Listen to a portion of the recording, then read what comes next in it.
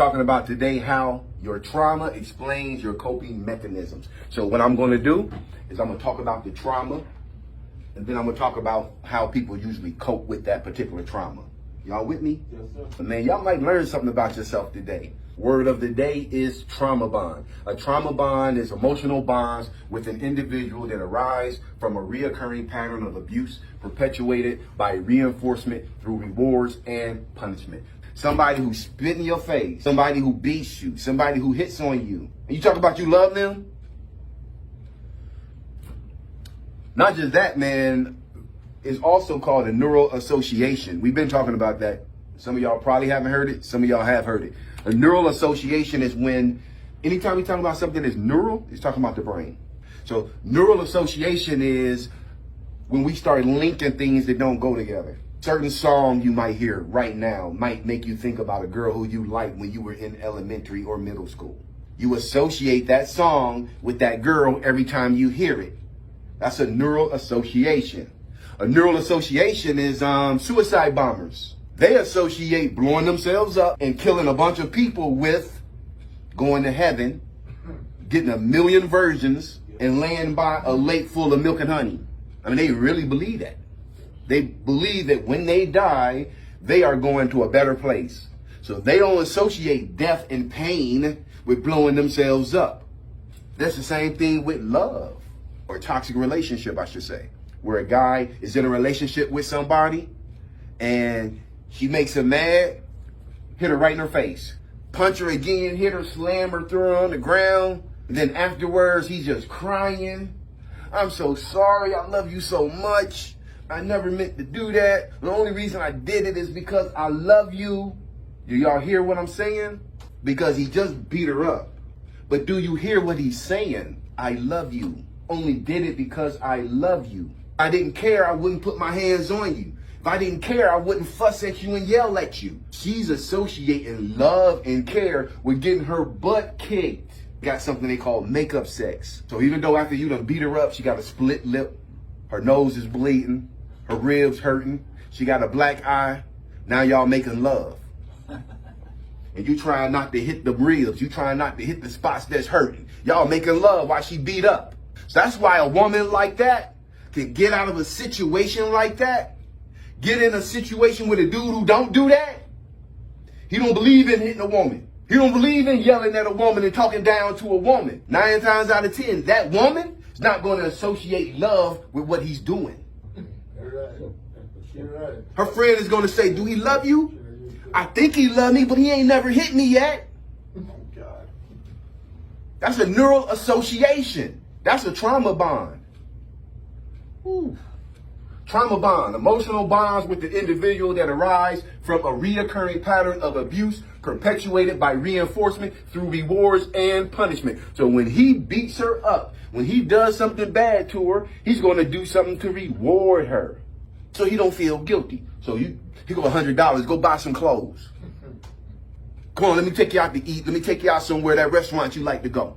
But he just beat her up and got through kicking her on the ground and was talking down to her. That's a trauma bond. Saying of the day, people only want to bring up the old you because they're still the old them. We change, we evolve. Hopefully you evolving. Hopefully you're changing for the better.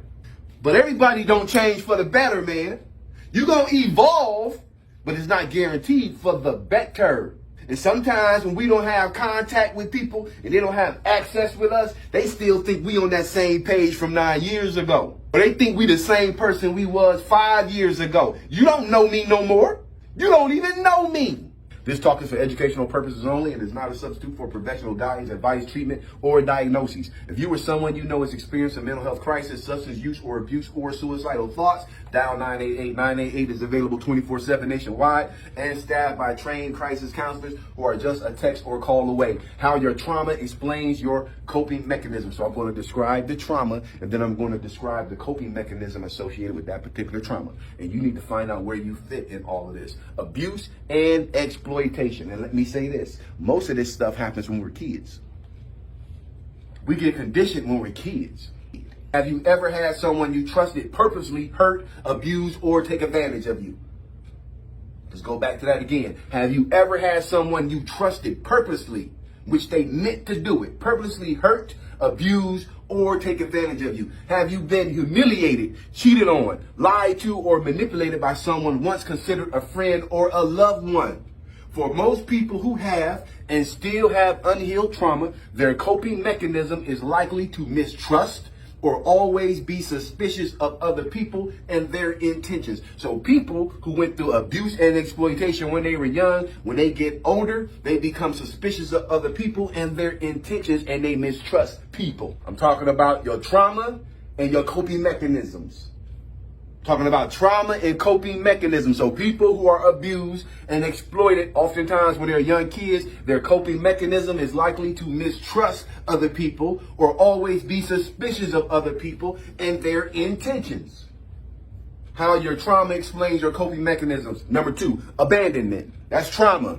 Whether it was a parent who walked out on you, a romantic partner who ghosted you out of the blue, or growing up in the system and moving around from one family to another. Experiences of being abandoned, especially at a young age, can easily leave us with a lasting emotional damage and erode our sense of self-worth and negatively impact our view of others as well. So if you have a deep-seated fear of abandonment, it is most likely that your coping mechanism is to keep people at an emotional distance and leave before you get left.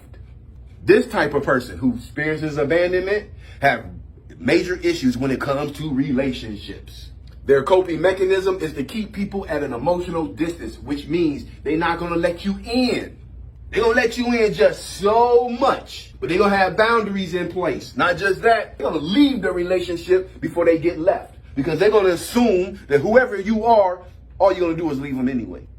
You're going to abandon them anyway. Might as well abandon you before you abandon me. How your trauma explains your coping mechanism. Number 3, emotional deprivation. Similar to the last point, abandonment. Similar to the last point, even if the significant people in your life are physically and actually there for you, their emotional neglect and deprivation can be just as traumatizing too. Were they never attentive or affectionate towards you? Did they pay you any attention when you were a kid?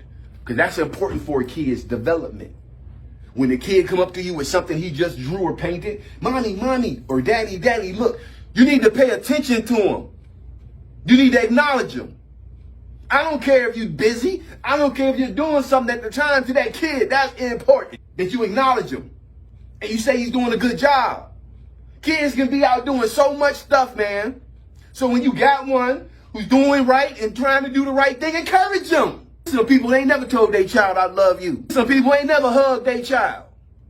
Here you are, a grown person having issues with intimacy, and you wondering why. Because you didn't learn it when you were supposed to learn it.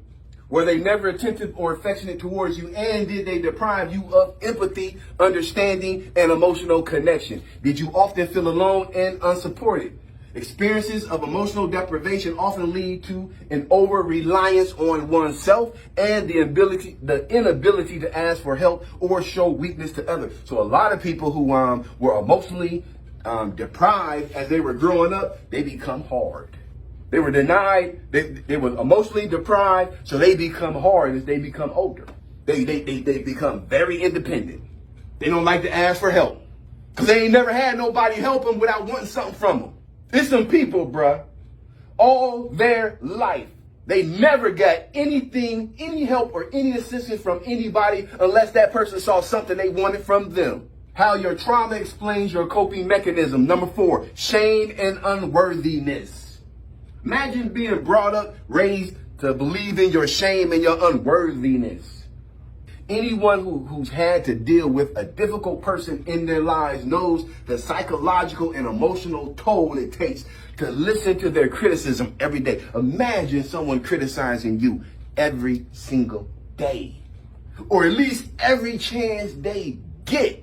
They telling you what you're doing that is wrong. Anyone who has to deal with a difficult person in their lives knows the psychological and emotional toll it takes to listen to their criticism every day. And when we're constantly made to feel like nothing we do will ever be good enough, it's hard to not internalize their rejection and resort to self-blame. So you end up blaming yourself for every time you make a mistake, just like they do. People who have had this particular trauma tend to be timid, overly apologetic, and hypersensitive. And they're often prone to perfectionism and overachieving, and are likely to be overly self-critical as well. How your trauma explains your coping mechanisms. Number 5, dependence and incompetence.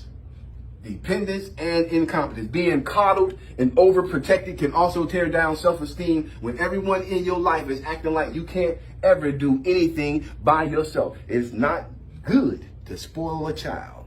The Bible say that. Not good to spoil a child and do everything for him or make him feel like he can't do nothing on his own. Because you mess around and raise a grown-up that feel like that.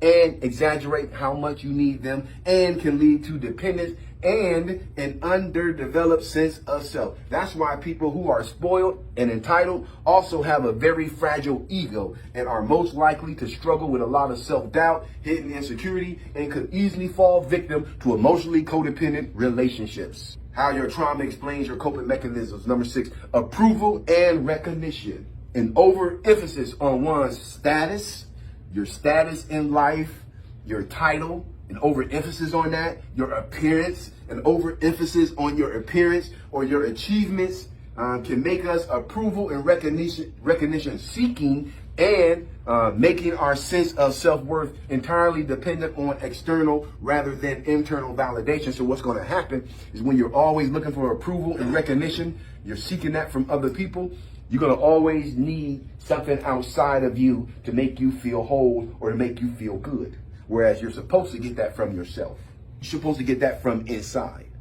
If I like me, that's the most important thing. Anybody else like me after that, that's extra. I got my back no matter what. If somebody else got my back, that's extra. Because I know I got it.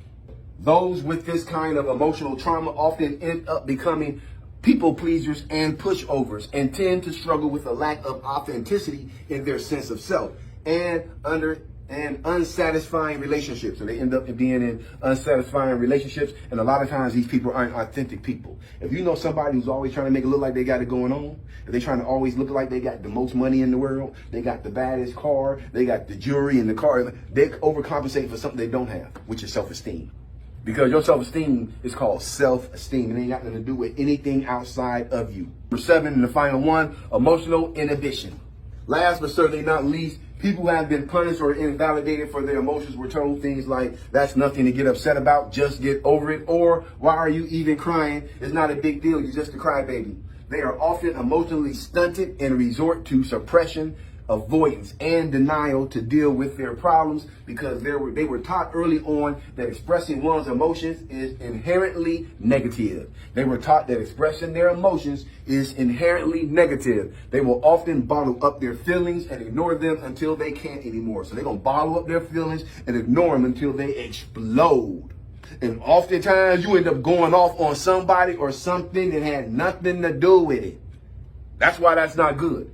They will often bottle up their feelings and ignore them until they can't anymore. These people are prone to emotional outbursts, anger, management problems, and difficulty expressing or communicating their feelings. How your trauma explains your coping mechanism. Abuse and exploitation. If you've been abused and exploited, your coping mechanism is likely to mistrust or always be suspicious of other people and their intentions. If it's abandonment, your coping mechanism is to keep people at an emotional distance and leave before you get left. Trauma was emotional deprivation.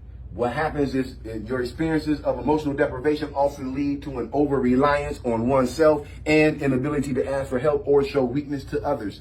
How your trauma explains your coping mechanisms. Number 4, shame and unworthiness. Oftentimes, your trauma tend to be timid, overly apologetic, and hypersensitive, and they're often prone to perfectionism and overachieving, and are likely to be overly self-critical as well. Number 5, dependence and incompetence. Also have a very fragile ego and are most likely to struggle with a lot of self-doubt, hidden insecurity, and could easily fall victim to emotionally codependent relationships. Approval and recognition was number 6. Often end up becoming people pleasers and pushovers, and tend to struggle with a lack of authenticity in their sense of self, and unsatisfying relationships.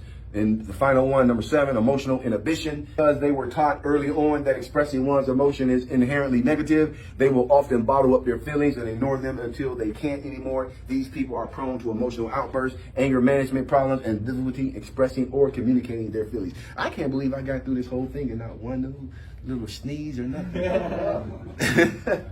I didn't think I was. So I made it. Yes, sir. All right, any questions, concerns, or comments about this? This was a good one. So the other ones weren't? No, yes. Thank you, I appreciate it, man. All right, so if nothing else, y'all have a good day.